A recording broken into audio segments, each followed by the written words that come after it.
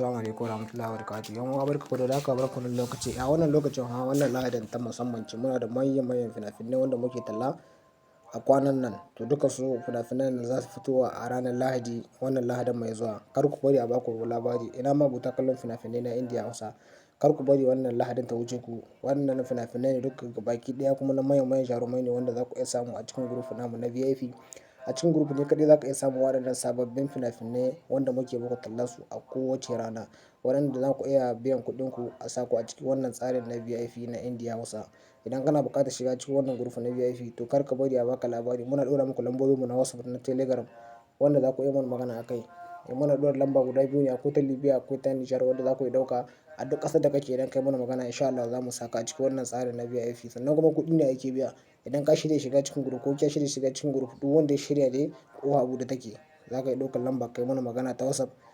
Za mu gaya maka ko nawa za ka biya ka shiga cikin wannan tsarin na VIP. Kar ku manta ku mana subscribing da alamar ƙararrawa da zarar mun ɗora shirye-shiryenmu za ku same su a kai in sha Allah.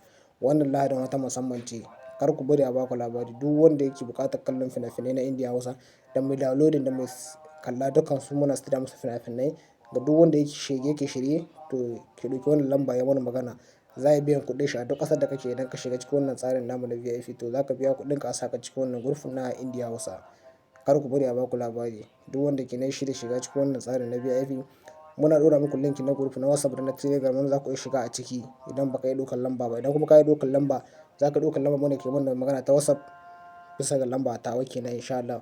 Lambobi na guda biyu wanda nake ɗorawa. Idan kuma kana son shiga cikin group na WhatsApp kuma ka yi min magana a can duka lambobi na suna can a group ɗina na WhatsApp wanda za ka iya biyan kuɗin ka a saka a cikin group na VIP na Indiya Hausa. Kar ku bari a baku labari. Duk wanda yake shirye ke nan sai ya ɗauki lamba ya mana magana ta WhatsApp ko ta Telegram. Mun gode.